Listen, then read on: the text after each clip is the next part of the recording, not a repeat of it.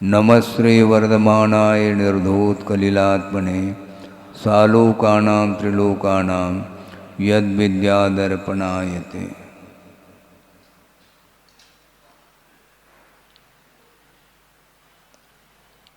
कल मध्याह्न में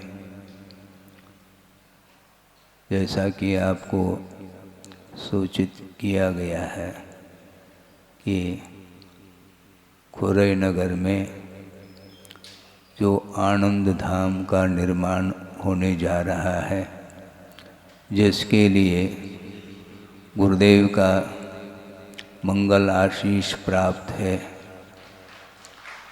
और उस कार्य को सानंद संपन्न और निरंतर गति देने के लिए एक समिति का गठन हुआ है और उसमें आपके सामने जो भी विभिन्न प्रकार के पद होते हैं, उन पदों को स्वीकार करते हुए इस कार्य को पूर्ण करने के लिए कटिबद्ध समिति हुई है। और समिति अपने आप में एक वचन का प्रयोग हो रहा है। समूह के अर्थ में एक वचन का ही प्रयोग होता है। हाँ, समूह है, समूह में बहुवचन का प्रयोग नहीं होता।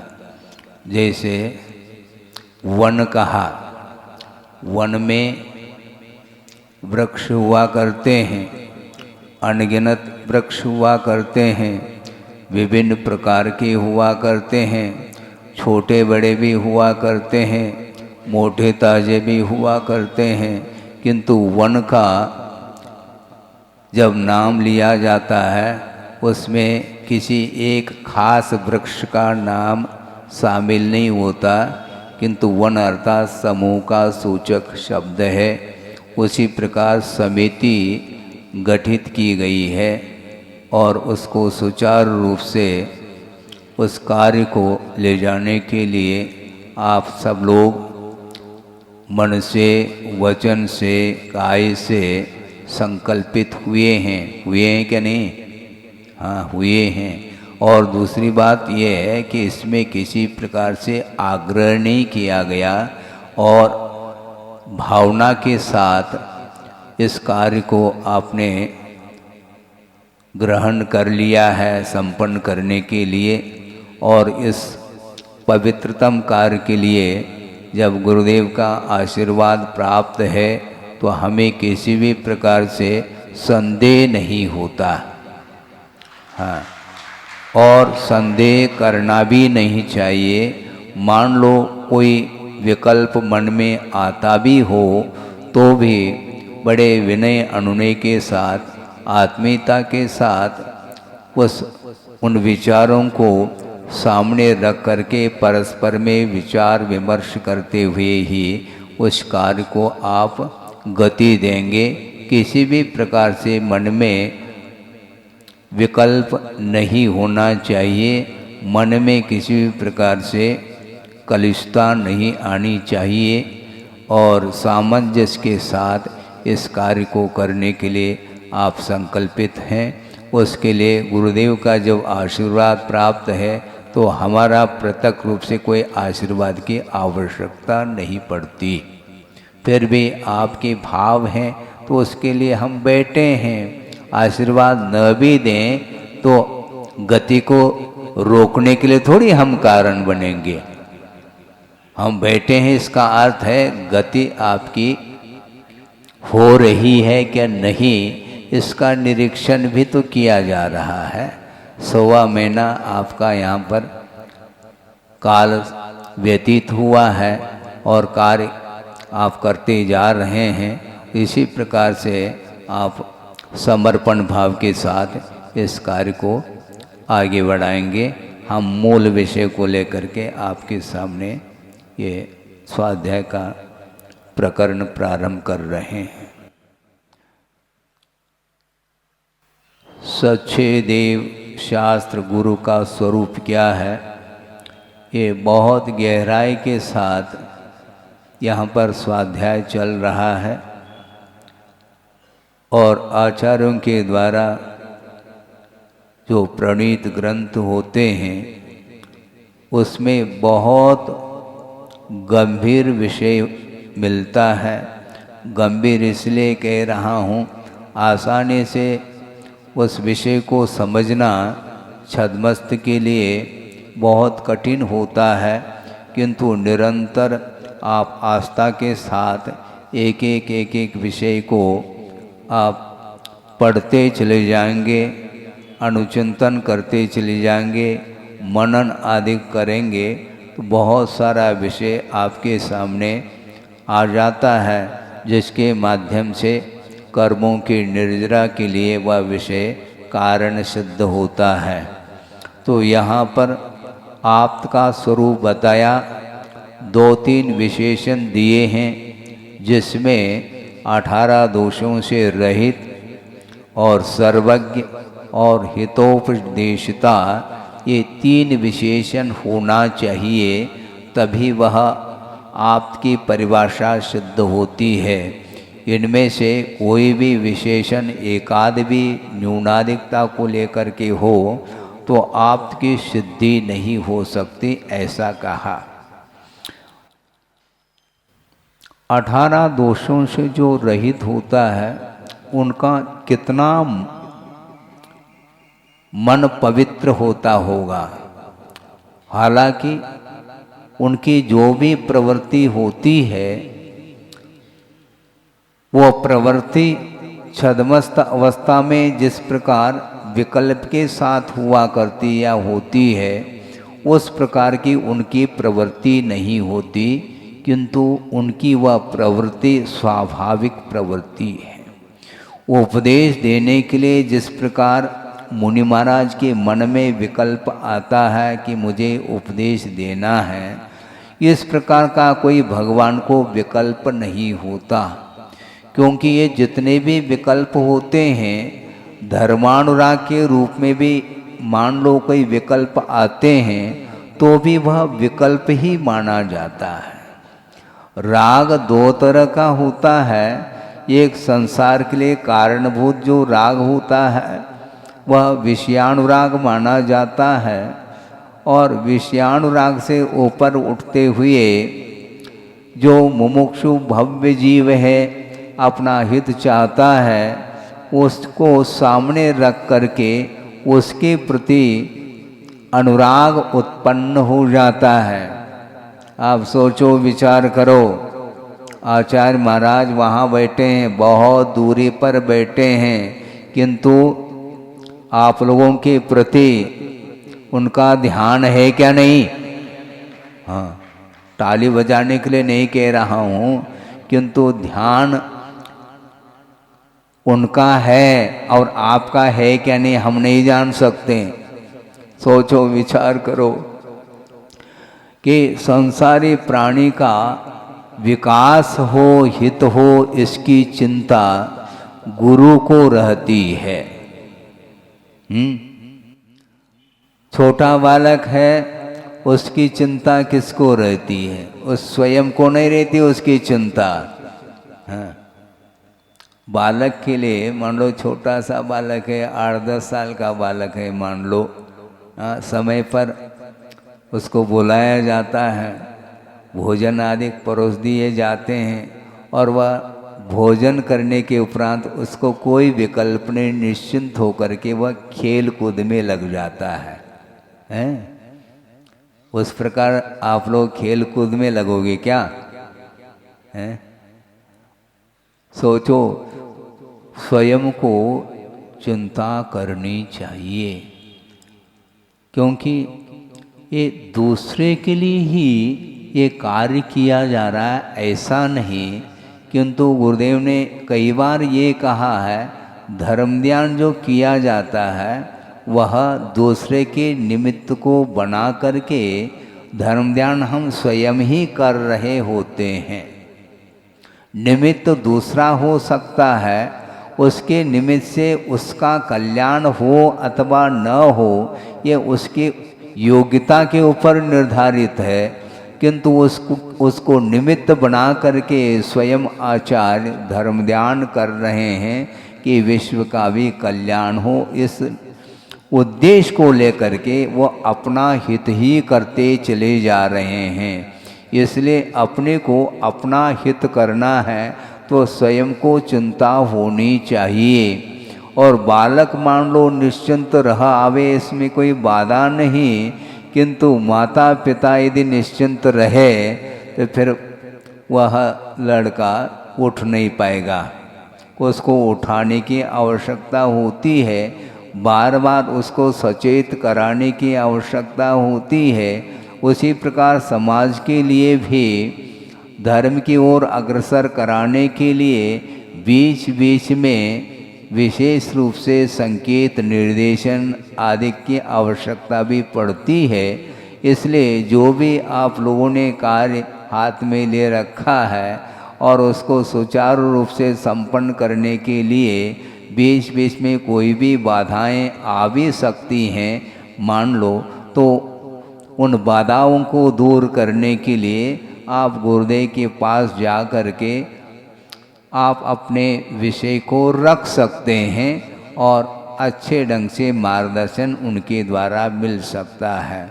इसलिए हमें हमेशा अपना आत्मकल्याण करना हम चाहते हैं तो निरंतर आत्मकल्याण की चिंता स्वयं को होनी चाहिए।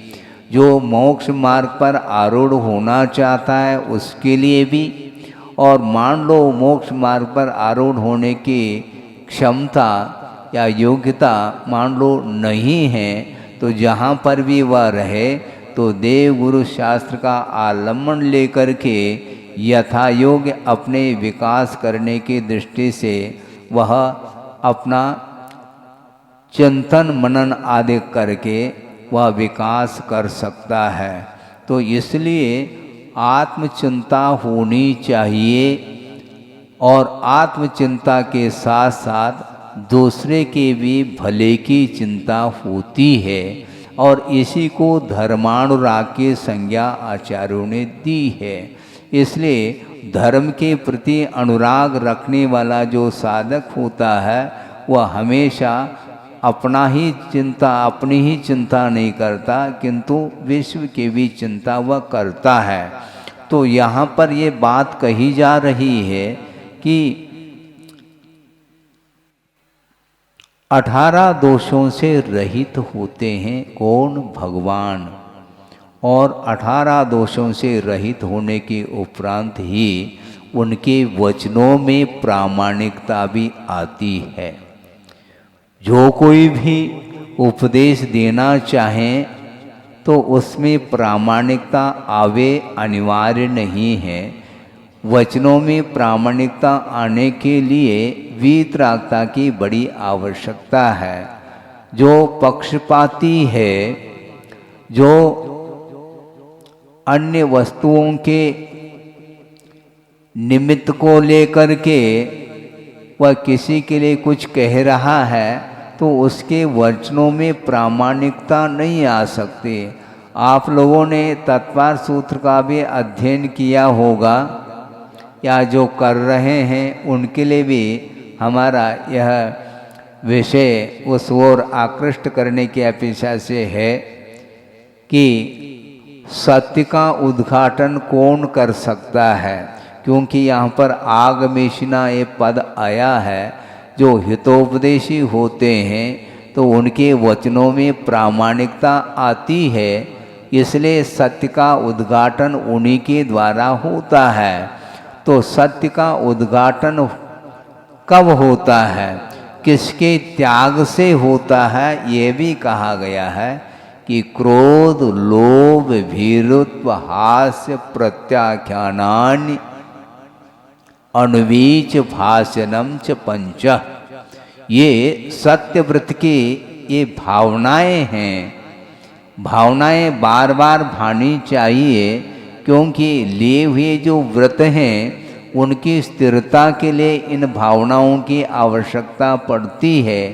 तो क्रोध के आवेश में बोलने वाला जो व्यक्ति है उनके वचनों में कभी भी सत्यता घटित नहीं होती, प्रामाणिकता नहीं आ सकती। इसलिए क्रोध का पहला प्रत्याख्यान का अर्थ त्याग होना चाहिए और इसके साथ साथ लोभ का भी त्याग होना चाहिए। लोभी व्यक्ति वह कभी भी सत्य का आलम्बन ले नहीं सकता, ये तय है।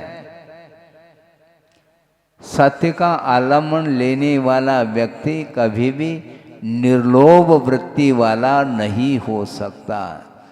जिसके अंदर लोभ है वही व्यक्ति असत्य का आलम्बन लेता है और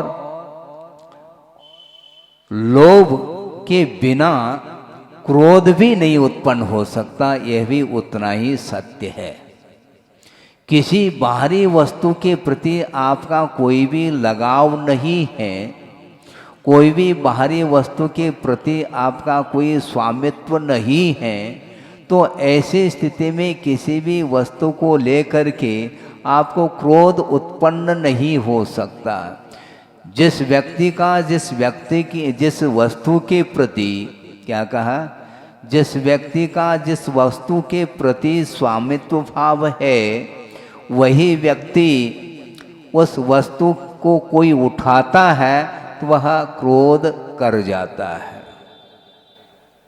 और लोभ नहीं है, क्रोध करने का कोई प्रयोजन ही सिद्ध नहीं होता। होता है क्या?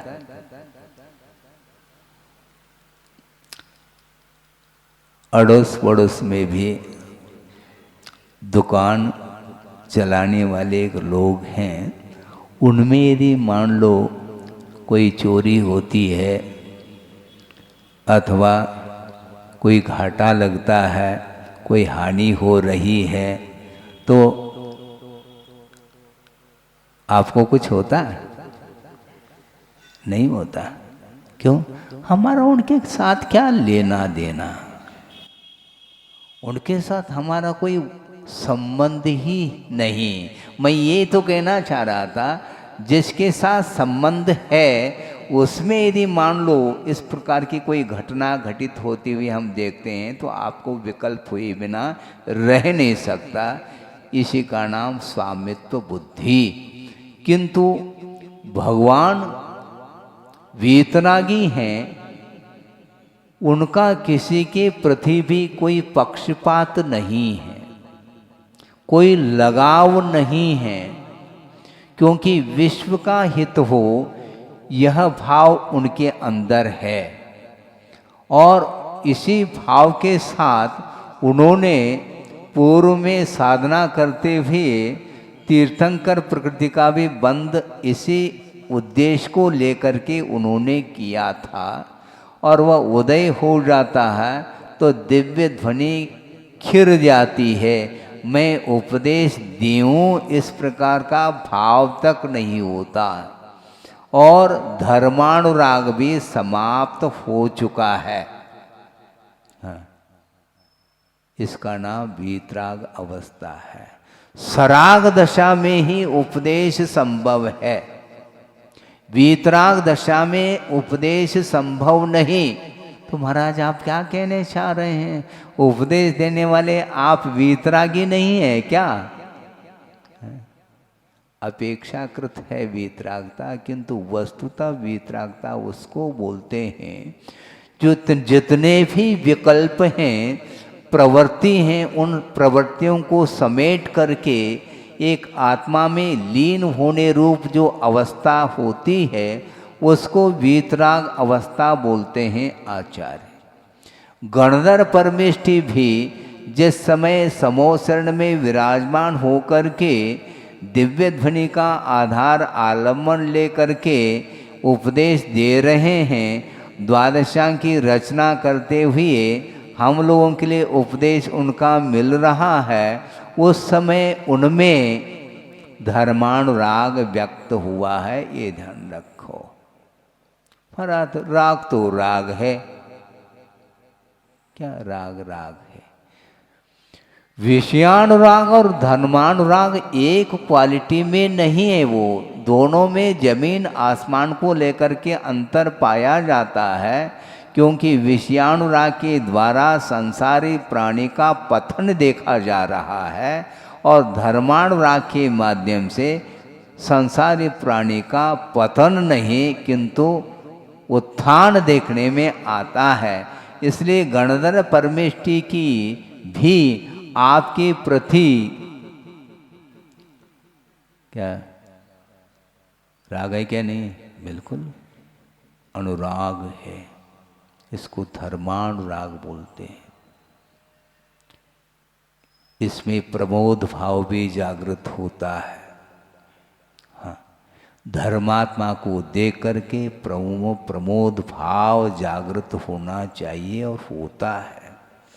अविरति भी क्यों न हो किंतु वह सम्यक दृष्टि है, तो एक दूसरे सम्यक दृष्टि को देख करके उसका भाव भी प्रमोदित भाव हो जाता है। क्योंकि साधर्मी है, साधर्मी को देख करके मन प्रफुल्लित होता है और होना चाहिए। इसी का नाम धर्मानुराग बोला है। तो धर्म के प्रति अनुराग जिसके अंदर है उनके वचनों में प्रामाणिकता आती है। इसलिए पूर्ण रूप से वे भगवान वीतराग अवस्था को प्राप्त हो चुके हैं। इसलिए उनके माध्यम से जो वाणी खिलती है उसमें प्रामाणिकता आती है, सत्यता आती है। इसलिए वे हितोपदेशिता उनके अंदर यह गुण प्रकट हो जाता है। इस प्रकार यहाँ पर 3 विशेषण दिए गए हैं। थोड़ा सा और हम विषय को रखना चाहेंगे। यद्यपि अविरत अवस्था में सम्यक दर्शन प्राप्त हो सकता है और होता है, और अविरत होने का अर्थ ये नहीं लेना चाहिए कि वह पूर्णतः चारित्र से मुक्त है, ऐसा नहीं। महाराज फिर हमारे पास भी चारित्र है? हाँ है चारित्र। आपको तसल्ली मिलती है, हाँ चारित्र तो है आपके पास। कौन सा चारित्र है? कौन सा चारित्र है महाराज?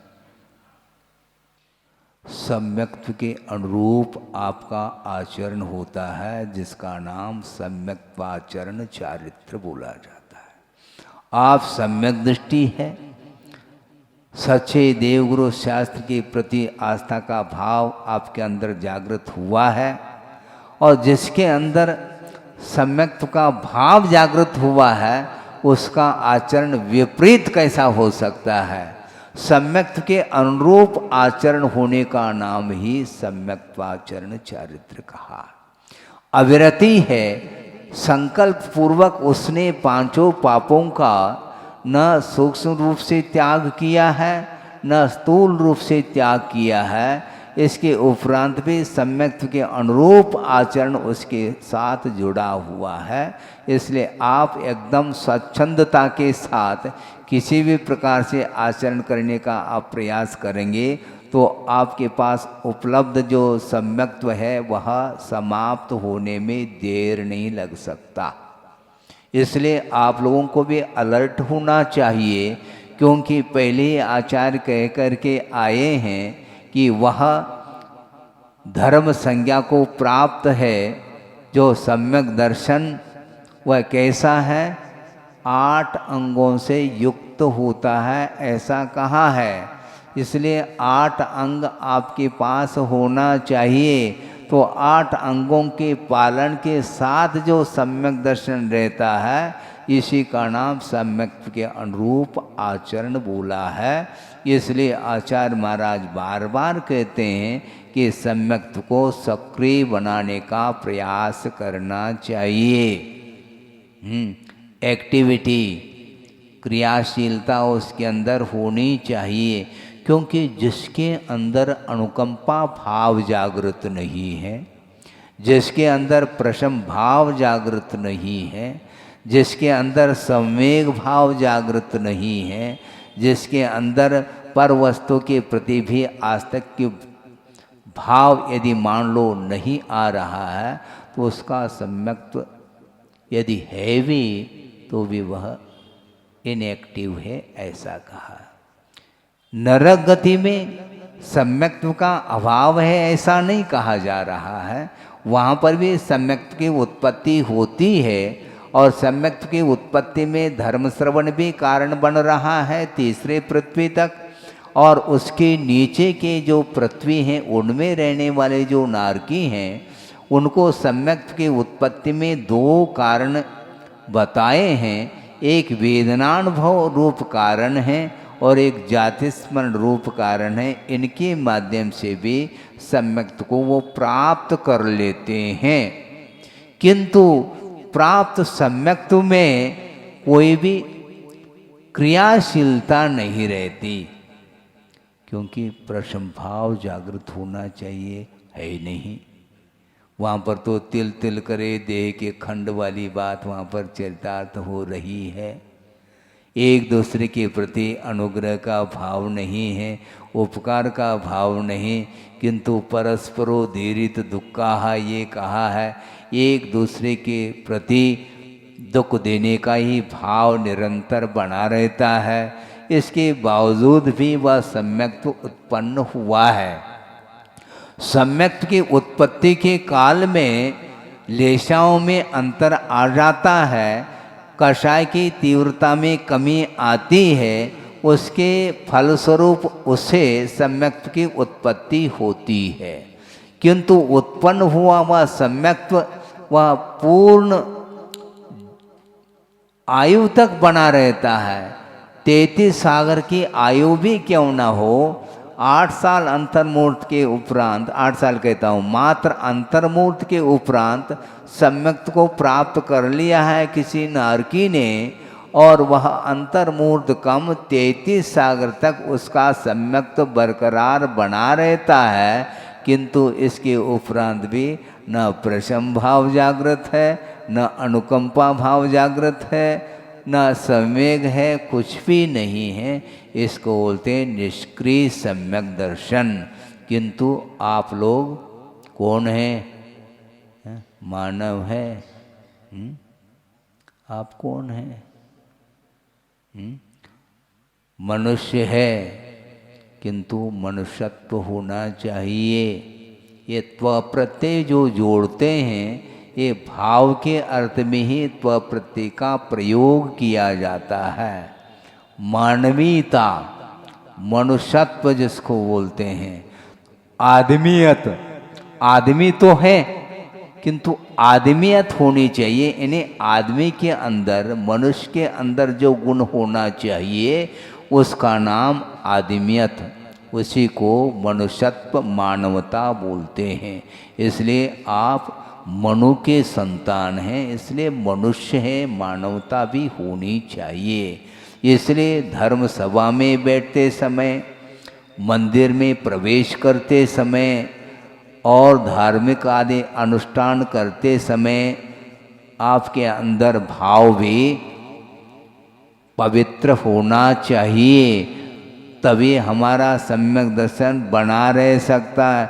हमेशा सम्यक अपने संसारी प्राणी के अंदर आशा हमेशा जागृत रहती है, वह आशा ठीक नहीं। उस आशा के कारण ही वह आशा यदि मान लो बढ़ती बढ़ती बढ़ती, यदि अनंतानबंदी जन्य आशा यदि आ गई तो सम्यक दर्शन रूपी दीपक उस अनंतानबंदी कषाय रूपी अग्नि में अपने हवा के कारण वह सम्यक रूपी दीपक बुझ सकता है। इसलिए आप लोगों को अलर्ट रहना चाहिए।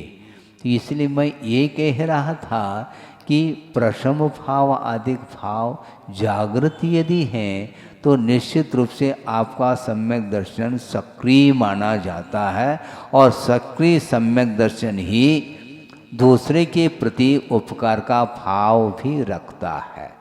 मनुष्य गति, देवगति और तिर्यंज गति में अनुग्रह का भाव भी होता है, किंतु नरगति में सम्यक्त होने के उपरांत भी एक दूसरे के प्रति अनुग्रह का भाव जागृत नहीं होता। इसलिए सम्यक्त के अनुरूप जिसके पास आचरण है उसका नाम सम्यक्त आचरण चारित्र कहा है। तो इस प्रकार प्रशम भाव जो होता है तो उसके माध्यम से ही पुण्य का अर्जन होता है। ये स्पष्ट शब्दों में लिखा हुआ है। पुण्यम बंधति जीवो, जीव पुण्य का अर्जन करता, पुण्य का बंध करता है। वह कैसा जीव हो जो पुण्य का बंध करता है? मंद कषाये है परिणतो संतो, ऐसा कहा। मंद कषाय के साथ परिणत होता हुआ जो जीव है वही पुण्य का बंध करता है। तमहा, इसलिए मंद कषाया हेवु है, मंद कषाया हेवु पुण्य स, पुण्य का यदि कोई हेतु है तो वह मंद कषाय है, ऐसा कहा। नहीं वांछा, वांछा के द्वारा, इच्छा के द्वारा पुण्य का अर्जन नहीं होता, ये लिख करके रखिए आप। इसलिए आपके अंदर यदि मान लो इच्छा जागृत है, संज्ञाएं हमेशा एक्टिव है, तो उसके माध्यम से पुण्य का अर्जन संभव नहीं है। तो पुण्य के लिए हेतु क्या है? मंद कषाय, इसी का नाम प्रशम भाव है। हाँ, कषाय में यदि तीव्रता आ गई तो पुण्य का अर्जन नहीं होगा। यदि मान लो फिर भी होता भी है मंद कषाय के साथ भी, तो वह उद्देश्य कुछ भिन्न रख करके वह पुण्य का अर्जन करता, उसकी यहाँ पर विवक्षा नहीं। किंतु पुण्यानुबंधी पुण्य का अर्जन जो होता है वह मंद कषाय के साथ जब परिणत होता है उसी समय पुण्य का वह संचय करता है, ऐसा कहा है।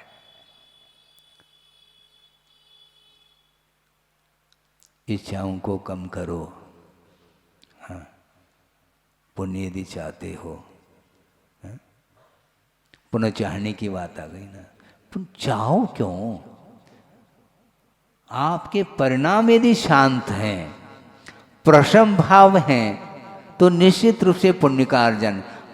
अब हम ये पूछना चाहते हैं, आप लोग कह सकते हैं कि महाराज प्रशम भाव की क्या परिभाषा अथवा उसके कौन से चिन्ह होते हैं? प्राय करके क्रोध तो पकड़ में आता है महाराज, बहुत क्रोध करता है, इसको कुछ समझाओ। अच्छा, वहीं पर यदि क्रोध समाप्त हो जाए तो यहाँ पर आकर के क्या करेगा वो? है महाराज ये आप ही का लड़का, अच्छा हमारा लड़का है तो भेज दो इधर, यहीं रख दो। ये व्यवहार चलता है, महाराज आपका ही लड़का है और इसको समझाओ। हम समझा देते हैं, तुम चिंता नहीं करो, तुम चले जाओ, यहाँ रख करके छोड़ दो उसको। क्रोध बहुत जल्दी शांत हो सकता है और आप उसको निष्कषायी कह सकते हैं, लेकिन आचार्य कहते हैं मात्र क्रोध ही मात्र कषाय नहीं, क्रोध से भी भयानक कषाय मान है। कदम कदम पर वह मान जागृत होता है, हैं? तो बहुत भयानक रूप ले लेता है वो।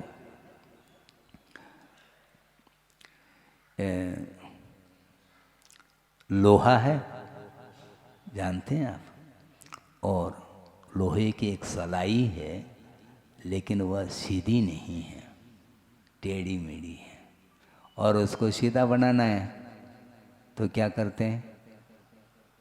घन का प्रहार।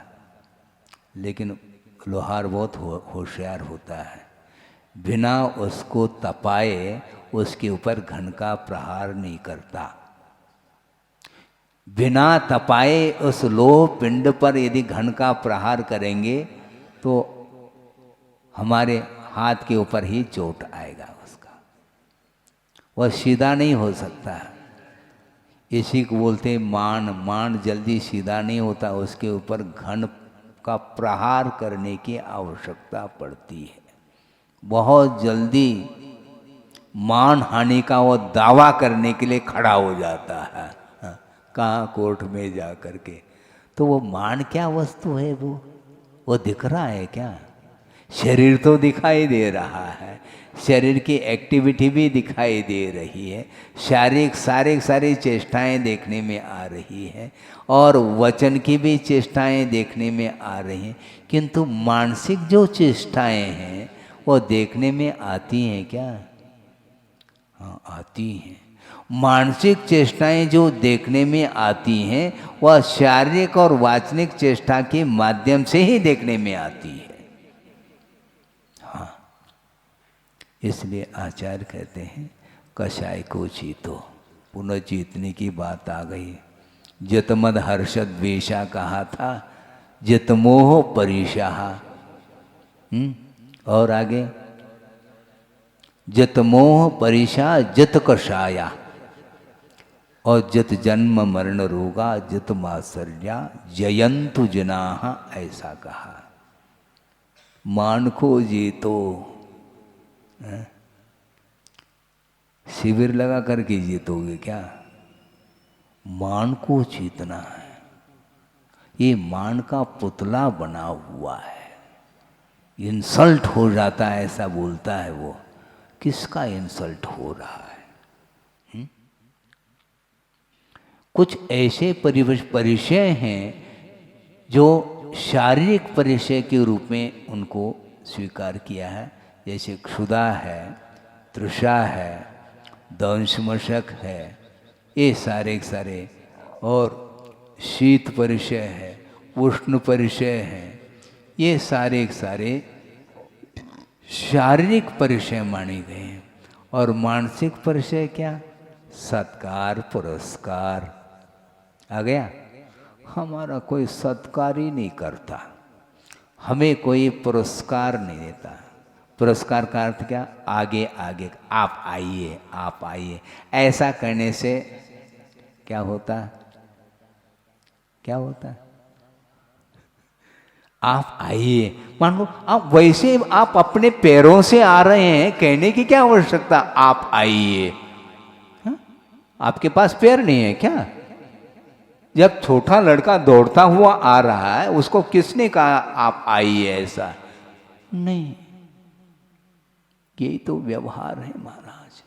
और व्यवहार ही जो है, ये ऐसा व्यवहार है जो निश्चय तक पहुंचाने में वह व्यवधान उपस्थित करता है।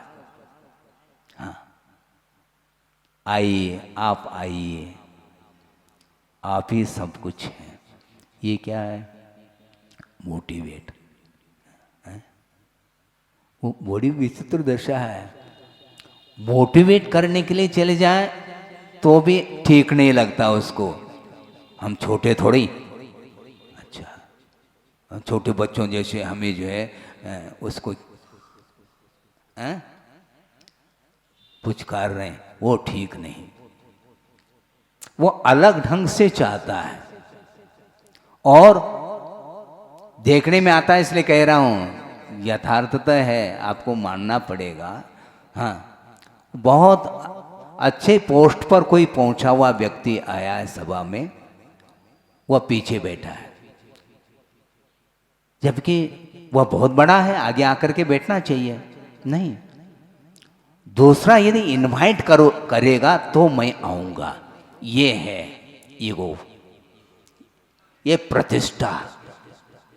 भगवान की प्रतिष्ठा नहीं, इसमें स्वयं की प्रतिष्ठा। ये क्या, कौन सी प्रतिष्ठा है? कोई नहीं बुलाते हैं, ठीक नहीं, और बुलाते हैं नहीं, कोई आवश्यकता नहीं। दोनों बातें चल रही हैं। वो चाह क्या रहा है? वो भीतर है, लेकिन इस प्रकार की एक सभ्यता का रूप देना चाह रहा है वो। ये व्यावहारिकता। वस्तुतः ये सब क्या है? ये मान की पुष्टि करना चाहता है, और मान की पुष्टि सम्यक के साथ भी कर रहा है। बड़ी विडंबना है ये।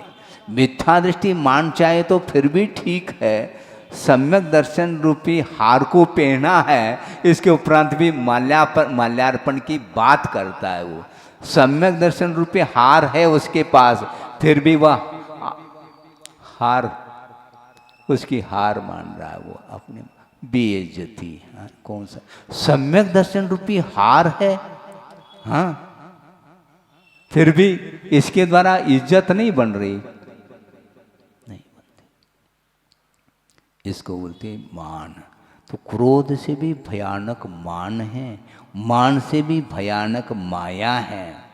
हाँ, और माया जो होती है वह बिना लोभ के नहीं होती। और ये मान भी अपने आप में एक लोभ का ही एक प्रकार है, ऐसा मान के मैं चलता हूँ। क्योंकि उसको क्या बोलते हैं, शारीरिक भूख और एक मानसिक भूख। हाँ, वो मानसिक भूख जल्दी शांत नहीं हो सकता। प्रतिष्ठा को लेकर के अलग है, धन संपदा आदि को लेकर के अनेक प्रकार के विकल्प संसारी प्राणी के अंदर होते रहते हैं। इसलिए वह उसका सम्यक तो सक्रिय नहीं हो पाता। इसलिए प्रशम, संवेग, अनुकंपा आदि भाव ये प्रगाढ़ता को लेकर के होना चाहिए। उसके माध्यम से ही हमारा कल्याण होने वाला है। इसलिए मंद कषाय के साथ परिणत जो जीव होता है वही पुण्य का अर्जन करता है। हाय हाय करने वाला कभी भी पुण्य का अर्जन नहीं कर सकता। नहीं वंछा, जिसके अंदर वांछा है, संज्ञाएं सता रही हैं, वो कभी भी उसके कषाय मंद नहीं रह सकती। और कषाय की तीव्रता के साथ कभी भी पुण्य का अर्जन नहीं हो सकता। कषाय को मंद करने का प्रयास करिए तो आचार्य कहते हैं प्रशम, सम्वेग, अनुकंपा की बात रखोगे तो बात बनती है। आपका समय हो रहा है, बहुत सारा विषय अभी भी शेष है। और उसको पूर्ण करने के लिए चले जाएंगे तो समय भी तो चाहिए। इसलिए मंद कषाय बहुत कठिनाइयों को लेकर के होता है। और कषाय की तीव्रता जिसके अंदर है वह कभी भी उसके अंदर अनुकंपा का भाव जागृत नहीं हो सकता, उसके अंदर करुणा भाव जागृत नहीं होगा। जिसके अंदर कषाय की तीव्रता और वो लोभ कषाय की तीव्रता है तो मान लो भयानक स्थिति है। एक छोटा सा प्रसंग, हालांकि श्रावकाचार में ही वह प्रसंग आया है, किंतु यहाँ पर प्रासंगिक रूप देते हुए 2-5 मिनट के अंदर ही इस विषय को पूर्ण करना चाहता हूँ कि लोभ के कारण क्या स्थिति बनती है। देखो, जिसके अंदर लोभ जागृत होता है, जिसके अंदर तृष्णा जागृत होती है, जिसके अंदर आसक्ति की चरम सीमा रहती है, वह उसके दृष्टि में कोई भी दया भाव संभव ही नहीं है। एक सेठ है जिसका नाम धनपाल है। जिसने स्वाध्याय किया, इतने कहने से उसका पूरी कहानी उनको ज्ञात हो गई। जिसको नहीं उनके लिए मैं कह रहा हूँ, क्योंकि कहानी ज्ञात तो है किंतु संसारी प्राणी कर क्या रहा है। एक धनपाल नाम का सेठ है, उसकी पत्नी जिसका नाम धनश्री है और उसके 2 संतान हैं, एक पुत्र और पुत्री के रूप में। पुत्र का नाम गुणपाल है, पुत्री का नाम सुंदरी है। और ये दोनों पुत्र और पुत्री के उत्पन्न होने के पहले उसने एक, उसको क्या बोलते हैं, हाँ, गोद के रूप में एक लड़के को रखा है जिसका नाम कुंडल है। अब संयोग की बात है, कालांतर में जाकर के धनपाल का अवसान हो जाता है और जो धनश्री थी जिसकी पत्नी, वो उसके अंदर अहिंसा धर्म बहुत दूर थी। वो अहिंसा धर्म से निरंतर उसका आचरण पापमय रहता था। बार बार समझाने के उपरांत भी धर्म की ओर दृष्टि, दया की ओर दृष्टि उसकी नहीं जाती थी और पति के अवसान होने के उपरांत गुणपाल और एक सुंदरी, ये 2 संतान उत्पन्न हो गए। किंतु ये दोनों छोटे थे, जानते तो थे नहीं। और पति के अवसान होने के उपरांत पत्नी के अंदर पाप जागृत हुआ और जिसको गोद के रूप में ले रखा है कुंडल को, पुत्रवत उसको मानती थी, किंतु उसी के साथ कुकर्म करना प्रारंभ करती है और धीरे धीरे धीरे कुकृत्य करते करते काफ़ी समय व्यतीत हुआ और समय व्यतीत होने के फलस्वरूप जो 2 संतान उत्पन्न हुए थे, एक पुत्र और पुत्री के रूप में, वो जवान अवस्था को प्राप्त होने को है। धीरे धीरे संसार का क्या स्वरूप है वह समझने लग गए। पाप क्या, पुण्य क्या, धर्म क्या, अधर्म क्या, इसके बारे में वो अच्छे ढंग से उन्हें ज्ञान हो गया। तो धीरे धीरे माँ के अंदर क्या भय उत्पन्न होने लगा। अब तो ये बड़े हो गए, अभी तक तो हम निश्चिंत हो करके कृत्य करते थे स्वच्छंदता के साथ, अब ये दोनों व्यवधान उपस्थित करेंगे। इस प्रकार सोच करके उसने एक बार ये सोचा कि कुंडल को बुलाया कि देखो ये दोनों बड़े हो गए हैं, अब हम निश्चिंतता के साथ हम रह नहीं पाएंगे, इसलिए ऐसा वो बोल रही है कि एक दिन तुम्हें गायों को चराने के लिए मैं भेज देती हूँ और वहाँ पर गुणपाल आएगा तो उसको मारना है। तो हाँ ठीक है, लेकिन इस वार्ता को सुंदरी जो पुत्री थी उसने सुन रखा और गुणपाल को, भैया को जागृत सावधान कर रही है और ये सारे वार्ता उसने सुन ली। और दूसरे दिन क्या कर रही, वो गुणपाल को समझा रही है कि देखो वो अस्वस्थ हुआ है कुंडल, वो प्रतिदिन जाता था गाय लेकर के और वो उसको बुखार आ गया, बीमार पड़ गया है, इसलिए तुम गाय भैंसों को लेकर के जाओ। और भेज देती है और कुंडल तैयार हो जाता है इधर उसको मारने के लिए। अब सोचो, इसको बोलते हैं असत्य और उसको कह रखा है गुणपाल को, किसको, कुंडल को कह रखा है जैसा ही गुणपाल चला जाएगा तो पीछे से जा कर के उसके ऊपर प्रहार करना। किंतु गुणपाल भी होशियार था, उसने भी शस्त्र ले करके कपड़े में बंद करके गया है और वह खेत में जा कर के एक बहुत बड़ा सारा ठूंठ है उसके ऊपर वह वस्त्र बांध देता है और एक मटकी जिसके माध्यम से ये ख्याल आ जाए दूसरे को कि ये कोई व्यक्ति खड़ा है, और वह छुप जाता है झाड़ी में।